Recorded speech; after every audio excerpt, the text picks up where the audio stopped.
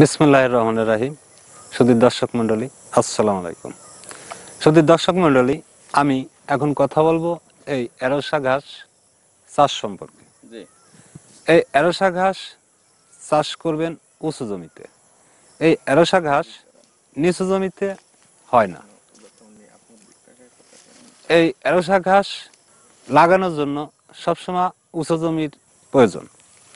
সুধীর দর্শক মণ্ডলী, এই এরোসা ঘাস উঁচু জমিতেই চাষ করার জন্য যারা কাটিং নিতে চান আমাদের স্ক্রিনে দেওয়া নাম্বারটিতে যোগাযোগ করবেন। সবাই ভালো থাকবেন, সুস্থ থাকবেন, এই বলে আমার সংক্ষিপ্ত আলোচনা শেষ করছি।